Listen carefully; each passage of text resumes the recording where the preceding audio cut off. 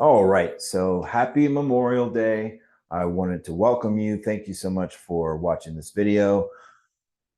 Before I start, I don't want to downplay the holiday and its meaning. I do not want this in any way to undermine the purpose of this holiday to celebrate those who've sacrificed their lives for our country. I'm so grateful for the sacrifice that they have made. I'm grateful for the sacrifice of the families that have lost their loved ones so that we can exercise our freedom and so that we can believe and speak however we want. And just wanted to say that again, I do not want to in any way undermine what the meaning of this holiday is. That being said, I would like to discuss uh, memorials. So let's jump in. We're going to start with talking about creating memorials. We're going to discuss why it's important. And we're also going to talk about how to be a high performer. And then we'll cover choosing your memorials and we'll close out with some final tips and takeaways. So let's start with creating memorials. Memorials are reminders. All right. If we don't remind ourselves of the things that God has done for us, we might lose track. I know for me that God has delivered me from so many situations. There have been so many things that God has done that could have only been Him. It could have only been a divine intervention that I was preserved in different situations, whether it was, car accidents and different struggles, drug addiction and all these other things. There's been so many ways that the Lord has preserved me. And there's been so many situations where He has come through for me. He has shown Himself to be faithful. And a memorial is a way of reminding yourself of these things. Creating memorials of what He's done will allow us to remember. When we're enduring difficulties, we can use memorials to encourage ourselves in the Lord and in His faithfulness. So I encourage you to think about some memorials that you have from this past year. This is a great time to evaluate what you are expecting God to do for you in the coming year. Okay. So moving on, let's talk about why this is important. First Samuel chapter 17, the story of David and Goliath. And we're not going to get into the whole story of David and Goliath. We're really only going to talk about what happened directly afterward. Okay. To set the stage, David has just slain Goliath. David was this little itty bitty shepherd boy. Goliath was, some say, 10 foot tall, giant. And, he had been trained since he was at a very young age in battle. So he was this battle hardened giant warrior. And then there's this little shepherd boy who comes along and kills him, right? And again, we're not really going to get into the whole story. We can talk for hours about the beauty of that story and all the different facets of it. But I want to talk about what happened after. So, right after David kills the Philistine, he cuts off his head with his own sword, and then he took the head and brought it to Jerusalem. He's parading around town with this Philistine's head. Everybody knew what was going on. I think it was like maybe 40 days or something like that. I want to say that Goliath's out there taunting the people of Israel. And so David comes along and kills him, and he's parading the Philistines' head through Jerusalem. And I want you to look at this next part. It says that he took the Philistines' weapons and he put them in his own tent. So his sword, probably his shield. I would imagine he probably took some of the armor as well. So David took those things as a memorial and he put them into his tent so that he could remind himself of this victory that God had enabled him to have. So we remember from, all of the things leading up to this that David had slew the lion and the bear. And again, we're talking about a little teenage shepherd boy who's out there tending the flock, and a bear comes along and steals a lamb, and he goes and kills it. This lion comes and grabs a lamb and runs off. And it says that David grabbed him by the mane and he slew him. Could you imagine how intense that would be? Like lions are like 8 foot tall when they like stand all the way up. So, he's grabbing this lion and slaying him, grabbing him by the mane. Unreal. But I have to think that David had memorials of those victories as well. He probably had a bear blanket. He probably had a lion rug in his tent. And now he's got the armor from this Philistine, this battle-hardened veteran warrior that he just strolled in and slew one day, through the Lord's strength. So these are memorials that David had, and I'll show you why this is important in this next verse. So we're looking at 1 Samuel chapter 30 now, verses 3 through 6. Now, David had been out fighting a battle at this time with all of his men. Who's leading this army, and when they get back to their camp, all of their stuff had been taken, all their wives, all their children. And so when David and his men reached Ziklag, they found it destroyed by fire, and their wives, sons, and daughters had been taken captive. So David and his men wept aloud until they had no strength left to weep. David's 2 wives had been captured, but David was greatly distressed because the men were talking about stoning him. Each one was bitter in spirit because of his sons and daughters. So they wanted to kill David. They blamed him for their camp being destroyed, all their wives and sons and daughters being taken away as captives.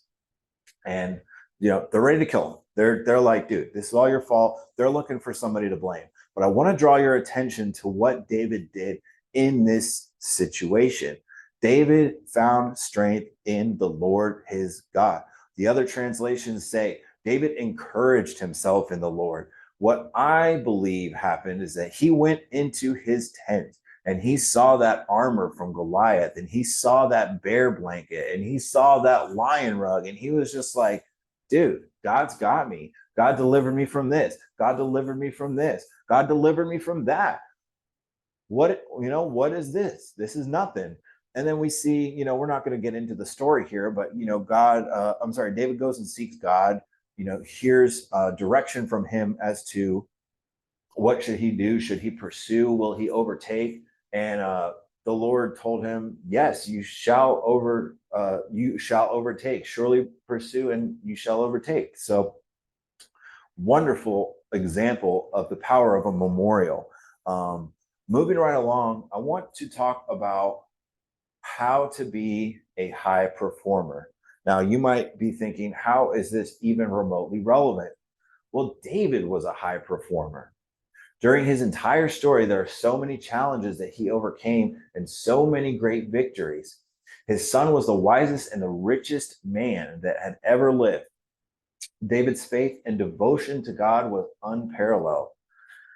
He authored the Psalms, and he was a true representation of what delighting yourself in the Lord looks like in practice. He really loved God. He really loved to sing praises to the Lord. He really loved to just spend time. It says in some parts of the Bible, it says that he would dance naked, and his wives would be looking at him like, what is wrong with this dude? And they would talk smack about him because he just loved the Lord so much, and he just wanted to spend time just praising and magnifying God because he knew the power in delighting yourself in the Lord. We just talked about that the other day.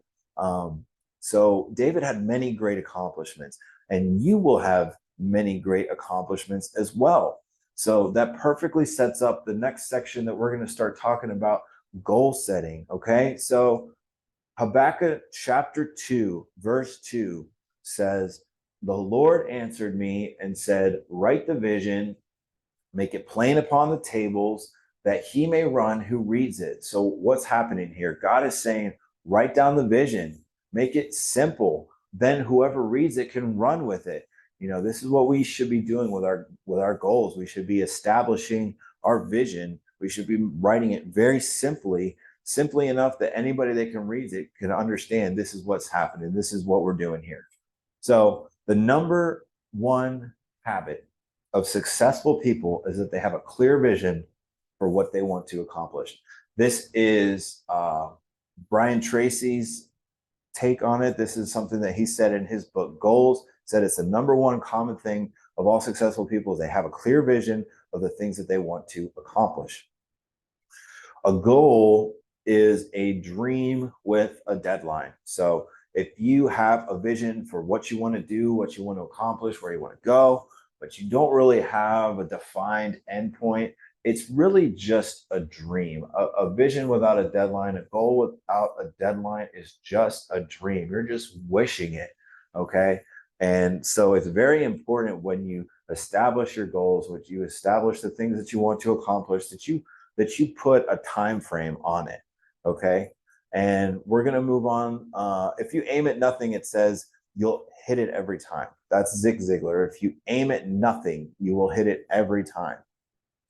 And, I think that it's worth mentioning that if you don't have a vision and you don't have any goals, then you don't get to determine where you're going to end up, right? You're not going to get to decide where you go or what you do. It's going to be decided by other people, whether it's a job, whether it's, an emergency or some situation.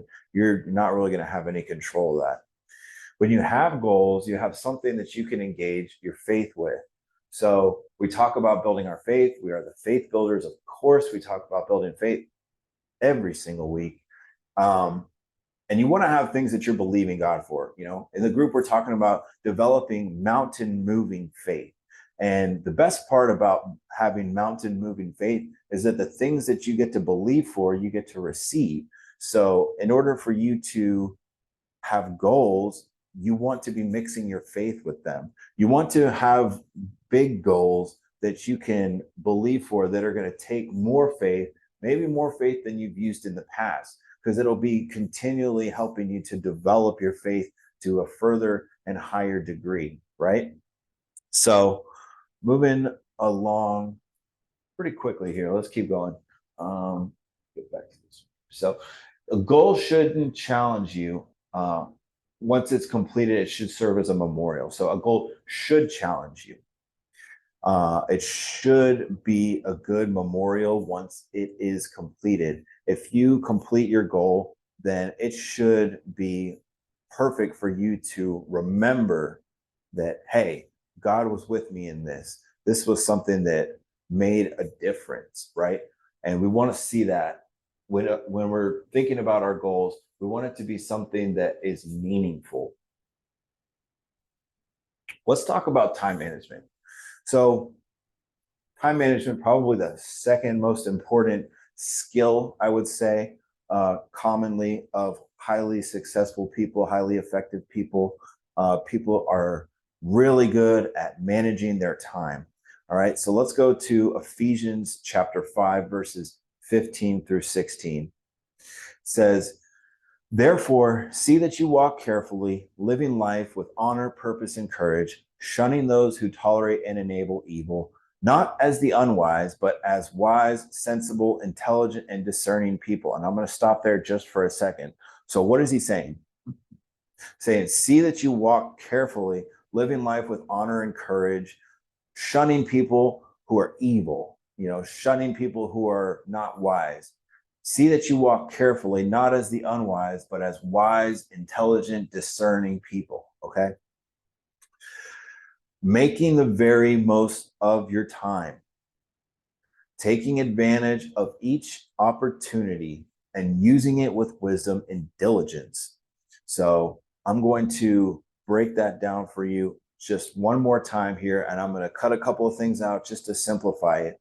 Therefore, see that you walk carefully, making the very most of your time on earth, recognizing and taking advantage of each opportunity and using it with wisdom and diligence. All right. We're going to come back to the topic of diligence just briefly here in a minute or two. But I think that this verse is, I recently discovered it, but this verse is a killer. This verse is something that I am really, really working on. I've been meditating on this a lot lately. And in other in other versions of the Bible, it will say redeeming the time, right? So we are redeeming our time when we're making the most of our time on earth, when we're taking advantage of each and every opportunity, when we're using them with wisdom and diligence. Great scripture. So successful people are masters of their time. They know exactly how long it takes for them to do things. They know exactly what is the most important thing for them to be doing.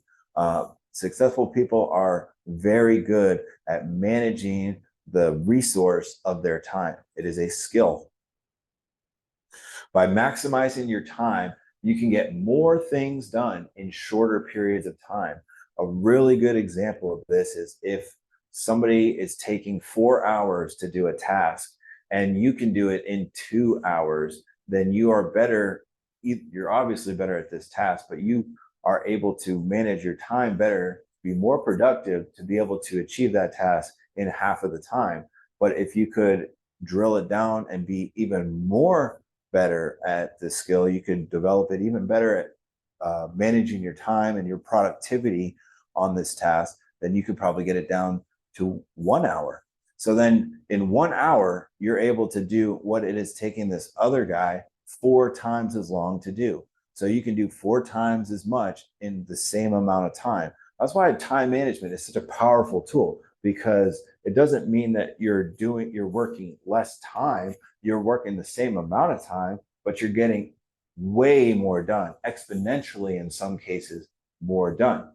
So redeeming the time was God's intention for each of us. God did not intend for us just to be working our faces off and not really getting to enjoy our lives, not getting to spend time in His Word, not getting to spend time in,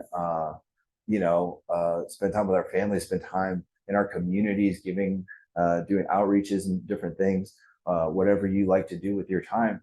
And I want to just stop for a second here and point out that this is something that I see, it's every week in the men's group, every week. And it is so it's so difficult, because a lot of the guys say, well, I don't have time for God. I don't have time to study His Word. I don't have time to pray. I don't have time to go to these meetings. Well, that's just not true.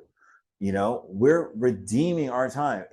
If you were better at managing your time, then you would be able to get whatever you want done. If you were able to manage the resource of your time better, then you would be able to do everything that you want and there would be time left over. I promise you that. The problem is that a lot of us we underestimate the amount of effort that it takes to develop skills, to develop different things. For example, time management. There's a lot of effort that it takes in order to be proficient in managing your time. And we're really not going to unpack this all the way. We could do a workshop on each and every one of these topics, but we're really just going to scratch the surface today.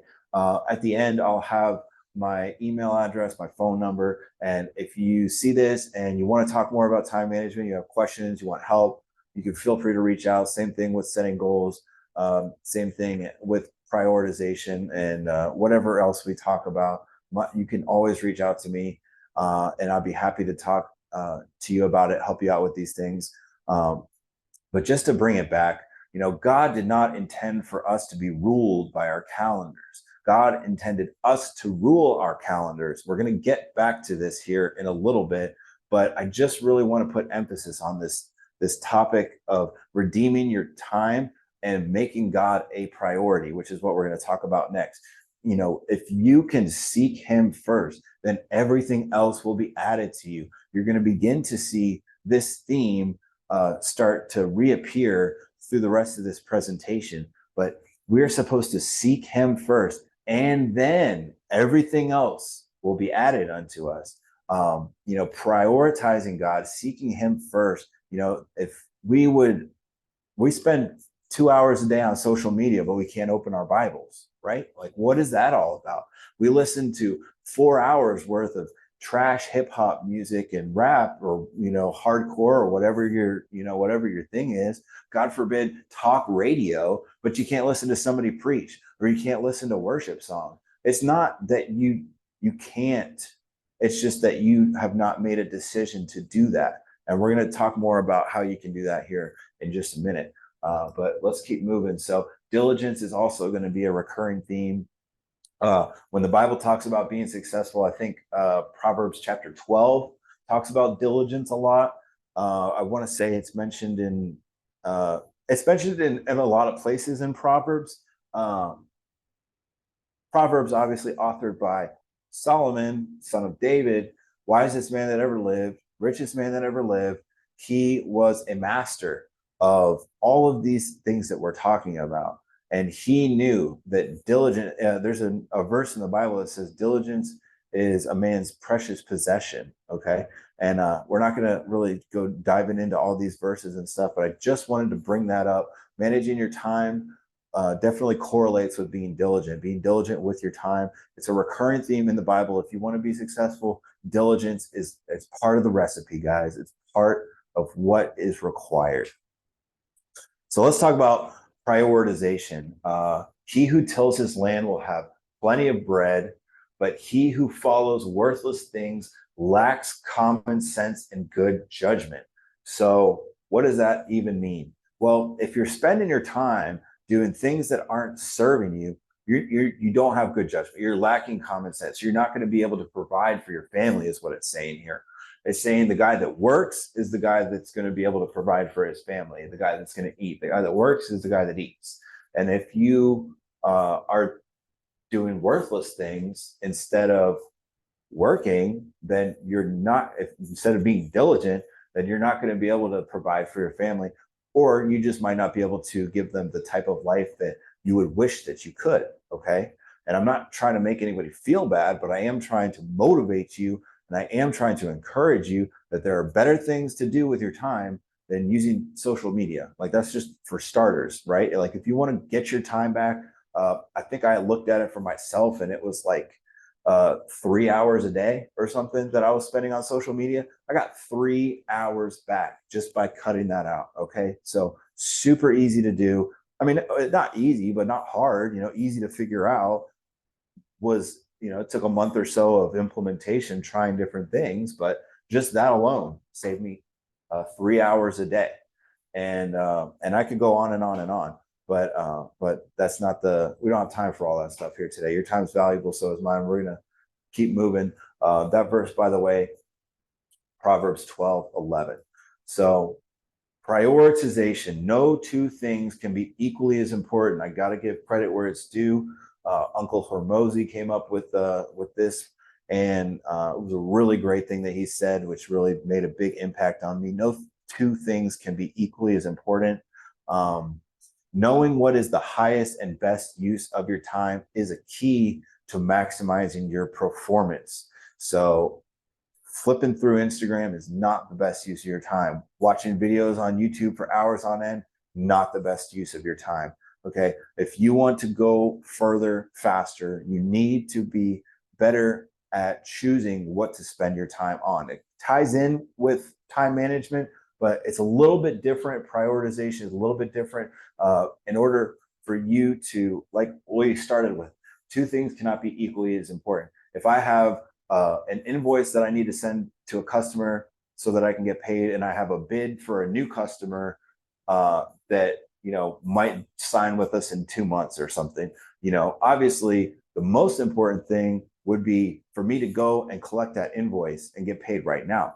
But it might be easier for me to build that bid. It might be a little bit less of a conversation. I might not have to get in front of a customer and ask for money if I just am working on this bid. So I might opt for spending my time on this bid when it would be way more important, more of a priority for me to get this invoice. Okay.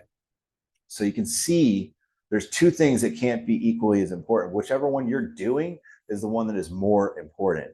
And it's very difficult sometimes to admit to yourself that you're not as good at prioritizing as you think that you are. I struggle with this myself, and I continue to struggle with this. Thank you, Well, thank you, Lord, for strengthening me, giving me wisdom and direction to be able to move past some of the challenges that I've struggled with prioritization on my end. But just understanding what you're spending your time on and what is taking more of your time is obviously a priority. So knowing what is the highest and best use of your time is a key to maximizing your performance. Making your personal life more important than your work life is what makes it sustainable. So these things kind of tie into each other. So knowing what is the highest and best use of your time, what is the best bang for my buck, what are the things that I should be doing, what are the things that I should not be doing. When I'm auditing my time, I'm looking at what is a good thing, what's a productive thing, what is going to make me money, basically, to be blunt. And then I'm looking at what are things that are going to grow me spiritually. Okay. And then I'm looking at what are things that I can delegate, because if it's something that is not making me money and it's not growing me spiritually, and it's not something that I'm, doing for myself personally, then I can delegate it. It's something that is not a good use of my time. I should be spending the most of my time building myself in the Spirit, building myself up in the Lord, encouraging others in the Lord, and then making money, going out there and trying to make money. And if the last thing is that I'll look at the bleed, what is things that are either a waste of time, that don't need to be done at all, or etc. You get the idea. Making your personal life more important than your work life is what makes it more sustainable. You can work your face off if you have a good personal life. If you have time in your calendar to be able to spend time with your family, to be able to enjoy your wife's company. In my calendar, we have date night on every Friday. And then I have, churches in my calendar, all the things that are the most important in my life. The first things that go in the calendar are the things that I'm doing for me. Because if you're working your face off, but you're not planning yourself, the personal things that are important to you, then it's not really going to make life very enjoyable. It's going to cause a lot of problems. So you want to prioritize your personal life, your joy, spending time with your family, going to church, and it goes back to redeeming the time. It goes back to, we were talking about, well, I don't have time to worship God. I don't have time to pray. I don't have time to read the Bible. I don't have time to make it to the men's group. Well, it's not a priority to you. If it was a priority to you, you'd be able to make it happen. And not only would you be able to make it happen, you would immediately see the benefit from it, and you would be moving things around to be able to make that happen. And just like it says here, seeking God it should be the first and only priority. Everything else is less important. We'll say less important. Matthew 6:33 is the verse that I'll keep coming back to, but seek ye first the kingdom of God and his righteousness, and all these things will be added to you. So this is what we want to be focusing on. We should be seeking God first. It is so easy. We'll talk about some of these things a little bit more here in a moment, but for me, I used to roll over. I know a lot of you guys are doing this. So listen, I used to roll over and I would hit Facebook, or I would start watching something, online, and I would just, that's how I start my day. People used to read the newspaper and stuff. I would just flip through Facebook. There's literally nothing wrong with that. Like, it's not the best use of your time, but if it makes you ease into the day and kind of chill a little bit, I totally support it. There's literally nothing wrong with that. But if you were seeking God first, you could scroll over to the Bible Gateway and open up the verse of the day and just read off one verse and then go do it. How hard is that really? It is really not that difficult. It's a sacrifice. Sacrifice is doing something that you do not want to do, but you need to do, instead of something that you want to do, but shouldn't do. Okay. I hope that makes sense. Just try to rewire your brain to seeking God first, because there's so many benefits for that. Where, again, we don't have time to really dive deep on all of these different topics, but you guys have to know that seeking God should be your number one priority. You should know that, I hate to be real businessy about it, but the highest ROI on your time is spending more time in the things of God than spending it on Facebook or spending it, working on your business or, playing video games or whatever the case may be. So I know I just called a couple of you guys out, but again, I used to do this all the time. And then I got into the habit of, well, instead of I'll go on Facebook, but I roll over, I grab my phone and I read the verse of the day, and then I go on Facebook. And then it turned into me rolling over and reading the Bible or reading the verse of the day and then reading a devotion from the Jesus Calling app. And then it became, well, I don't even go on Facebook anymore. I just read those devotions, and then I'm able to get going because the way that we are programmed is we're just programmed to consume content, and then you can get yourself into the habit of consuming godly content, and pretty soon you're not even missing Facebook. What were you even there for anyway? So let's keep moving. Choosing your memorials. What was something that had the biggest impact on your life in the last year? It's a great starting question. As far as your memorials for this year, what will have the biggest impact in the coming year? So what is something that you're working towards? What is something that you're believing for? What is something that you're expecting that God is going to do for you or deliver you from in this coming year? Your memorials should encourage you and strengthen you, and it should build up your confidence in the Lord. And, just like David, when he killed Goliath and the lion and the bear, when he looked at those things, it established his confidence in the Lord. It says in Jeremiah 17:7, blessed are those, or I think it says, blessed is the man whose hope is the Lord and whose confident expectation is him.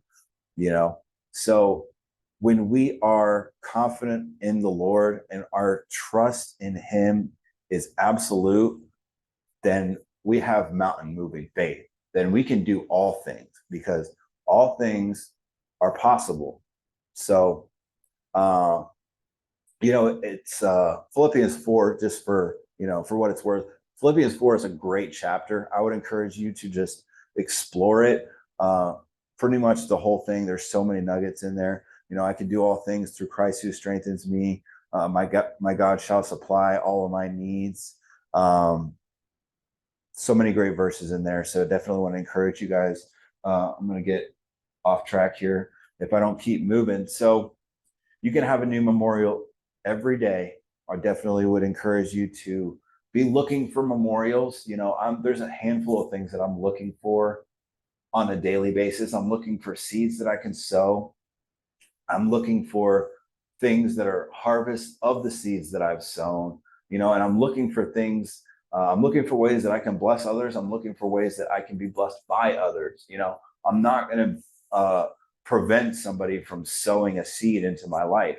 I used to be really, I really used to not let people give me stuff. I was like, look, I just, I don't want it. And then I realized like, this is their seed. So now I just make sure that I phrase it when I receive it, like, hey, if you want to give me that, if you want to sow that seed to me, I will receive it because I want you to be able to sow, because the sower is the one that gets blessed when a seed is sown. So getting off track again, but you should be looking for a new memorial every day. You could be looking for a way that God has blessed you or something that had happened every single day. And it could be small. It could just be a memorial for that day. It doesn't have to be necessarily something that you're, going to be reflecting on that's monumental. I'm not saying that you're going to have an earth-shattering new memorial every day, but just small stuff, ways that God has moved for you. And you're just like, that has to have been, you could see his fingerprints. Okay.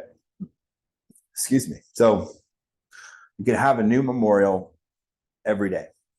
When you create your memorials, make sure that you write them down. I have a journal, so I keep track of all of my things in there, but keep yourself reminded of what God has done for you. This is going to help you to overcome fear. I'll share some memorials with you from my past year in just a second. But I really want to encourage you guys, want to harp on this just for a second. Make sure that you are, just make sure that you're recording the memorials. Really, on the Memorial Day, I like to look at what are the things that I had set out for last year, and did God move for me in these areas? And most of the case, it is yes. And if there are things that did not go the way that I had wished or planned or hoped, then it's typically not because of God. It's typically because of user error on my part. Okay. And there was probably three or four things. I think there was three things that did not come to pass that I had set out as memorials for this year. And they were not as a result of God not coming through for me. It was more of a result of me just not behaving in the manner that I needed to be behaving in order for those things to happen. So the first memorial that I have from this past year, my wedding anniversary, God has blessed me with the most wonderful and amazing woman, the most perfect and beautiful and hilarious woman. And she's so, I could just go on and on about her, but it was our it was our 1 year anniversary. And, everything about my relationship with my wife is truly a memorial. Every time I look at her, it is a memorial, because there is no way that a girl that is as beautiful and smart, driven and funny as she is would have any business, with me. Okay. And there's been so many situations, even the way that we met, the way that we started going out, and as things progressed, just the supernatural, just divine intervention at every turn in my relationship with my wife. So when I look at her, I cannot help but see that. I get to wear this ring, which signifies, our marriage. And every day that's a memorial of what God has done for us, and, our beautiful, amazing wedding. So that was a really big memorial for me. And I encourage you guys to have the same view, of your spouses and your children and stuff. Like, those are memorials, and just remind yourself of the goodness of God and the faithfulness from those people in your lives. Another one was, we did $500,000 in revenue for my business in the last year, and that was our goal. That was our target, and we did that through the strength of the Lord, through His direction. There was no way that I would have been able to do anything like that without His strength. And the Lord provided the right resources, the right connections, the right team to be able to help for us to accomplish those things. And that is a huge milestone and a huge memorial, especially for the way that I have my business planned out for however many years. I'm not going to really get into all those specifics, but we have to hit certain milestones in order for that plan to be effective. And so the Lord has made it every single year that we have set out. We've set targets that we've gone after, that we have been able to accomplish them. And it has to be supernatural. Like, there's no way, I never had any business experience or anything like that before I started this company 3 years ago. And it was truly the Lord that brought this opportunity into my plate. I never would have even, considered starting my own business or anything. So it was really the Lord, when I started seeking Him, that He put an opportunity in gave me an opportunity, put an opportunity in my path that I could start taking projects on the side. And before you know it, I quit my job 3 or 4 months later. And I did go back to my job for a week or two, I think. And then after that, I was just like, nah, I'm good. I'll make it work. And it was really a beautiful thing. God has been with me every step of the way. And I tithe on my business. Some people, they will tithe off of their personal income, but I like to tithe off of the total number of money that comes into the business, because it is a business that has been ordained and it has clearly been blessed by God. And I want to honor the Lord in that business with all the revenue that comes from that business. And for that reason, as the Lord has blessed the business, then this group has been able to grow. We've been able to do many events. We've been able to bless many, many people's lives.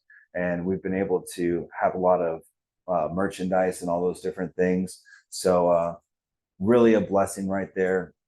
I used to get in a lot of trouble with the law. I used to have a lot of issues, and really, the last year it was a memorial that I didn't have any trouble with the law. It was a memorial that I did not get arrested. To be honest with you, it was a memorial that I just, you know, did not have any of those things. There was a couple of things, as I was really starting to clean myself up in this last year was there was a couple of things that I could have ended up getting in trouble because of as a result of, but the Lord preserved me in those situations. The Lord knew my heart. The Lord knew that that there was just some things that I was being renewed and I was being developed out of, and he preserved me in those situations. So that was a really big memorial for me as well. And I'll share one more. We'll talk about the exponential growth and development in the faith builders. And I'm not talking about the size and the reach of the group. I'm talking about what has happened to the men in the group.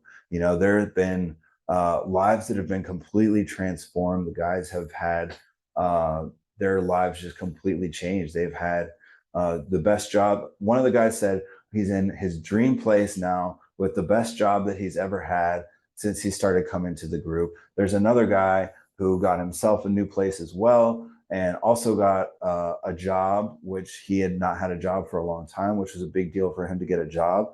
And he started seeking God, and he started seeing, results of things that he was doing as he was seeking God. He started to see his life turning around, and he, had a great testimony. I won't get into it. There are men that have started businesses and had their businesses prospered. They've had families restored. They've had marriages restored, relationships with children. And, there have been people that have come to meet the woman that God has for them through this past couple of years that we've been running the group. So the growth and development has been in the individuals and with the group as a whole, because as more people's lives begin to get touched by the group, then they begin to reach out for others so that they can be touched as well. So these are some of my memorials. I have more, I do, but these are just the ones that I thought I wanted to share with you guys. And let's just talk about a couple of takeaways. Let's talk about a couple of tips here, just to help you really with implementation of these things. Hopefully that you guys are going to be doers of the word, not hearers only. Peter Drucker said, whatever is measured is improved. What does that even mean? Well, if you are tracking your time, you will have more. Okay. If you are tracking your goals, you're going to accomplish them. If you are tracking your priorities, they're not going to lie to you. I mentioned this here a couple of minutes ago, but if you are writing down what you're spending your time on, it's going to be very obvious where your time is going, what your priorities are. And if you have goals set for yourself, then and you're keeping track of them, and you're checking on the progress of those goals along the way, then you're going to have significantly better chance of setting goals and making the most of your time and having good priorities. So kind of moving through, I know we're getting short on time, but using a calendar, huge help, big benefit. Using a calendar helps you to manage your priorities and your time. I use the Google Calendar, and I have everything that I need logged into there. I have date night. I have, I have church in there. I got my men's group. I go to a lot of other meetings, and so I have those all programmed in there. Anywhere that I'm going, anything that I'm doing, I program it into that calendar so that I am constantly reminded, so that I know what's coming, and so I can plan around it. And then vacations, outreach events, all these different things, anything that's in my personal life, I put that in there as well, so that when I am scheduling things for work, that I'm moving around my personal life, not the other way around. To the best of my ability. Obviously, there's sometimes that things just, life gets in the way. There's nothing you can do about it. But review your goals daily. Definitely recommend that. If you set meaningful goals, they will motivate you, they will inspire you. And why wouldn't you want to read something that's inspirational and motivational every day? Well, recommend it. So, accountability buddies, having somebody else help hold you accountable will help you develop habits. And at first, you need the discipline, then you can have the habit. So, uh, accountability buddies, big deal, big help. At first, you don't have the discipline to do things on your own, or you might lack the discipline. You might be developing the discipline, but initially, it's very helpful to have somebody help hold you accountable. So I highly recommend that. And obviously, the most important thing: seeking God first, seek ye first the kingdom of God, and all these things will be added. It says also, well, it says, seek ye first the kingdom of God and his righteousness, which, without getting into it, is, trying to walk rightly, like we were just talking about here in that verse from Ephesians. You want to be seeking God, and you also want to be seeking righteousness. You want to be trying to walk righteously. I definitely recommend waking up early. Doesn't necessarily mean waking up at 4 a.m., but it could just mean for you, waking up an hour before you have to be out of the door. A lot of people, I used to be like this. I used to just wake up like 5 minutes before I needed to be out the door, and I grab my stuff and run out, and it is very chaotic. It's an awful way to start your day because you're probably forgetting something on your way out the door. Excuse me.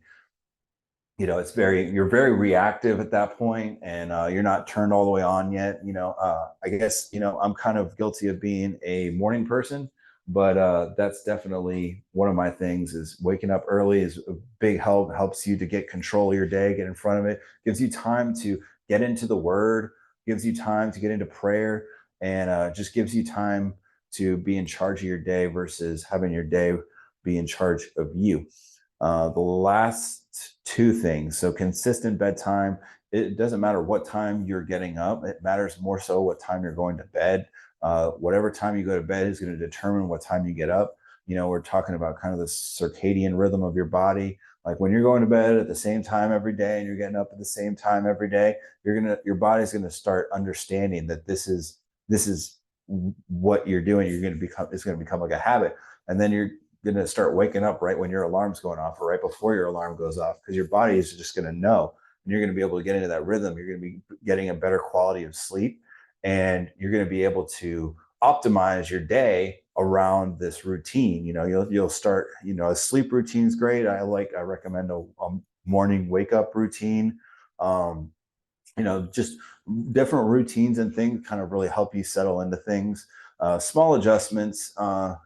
Everything is just kind of, do it little by little. It makes it a lot easier. If you're having a hard time with the consistent bedtime, just to give you an example, pick the time that you think that you usually go to sleep, and then go to sleep 30 minutes earlier. Do that for a week, then go to bed 30 minutes earlier the next week. Then the next week, go 30 minutes earlier. That's the best way that I've found, just to, just small adjustments. That's what kind of consistent bedtime that would probably help. But it's very hard. Like, honestly, the bedtime is a serious, serious discipline. I struggle with it as well, even now. It's just shutting off the TV, or whatever the case is. Habit pairing is, I think, our last thing. Habit pairing just means when you have a habit that you want to create, uh, you stack it with, something that you already have. Okay, so let's say that I like to go to the gym, and I don't like taking out the trash. So then I would pair taking out the trash with going to the gym. So I have to take out the trash before I go to the gym. So then all of a sudden, if I want to go to the gym, I got to take out the trash. If I want to go to the gym, I got to take out the trash. And then I can develop that habit, and then I pair those habits up with each other. And it's also called, I think, habit stacking. But you can do that with anything. I mean, if you don't like, you like eating dessert, but you don't like eating your vegetables, you eat your vegetables and then you can have dessert. Our parents were programming us to habit stack at a super young age. So that's the last thing. I could just keep going and going and going. My throat really wouldn't like it, but thank you. Appreciate your time. Appreciate you guys checking this out. I hope that this was helpful for you.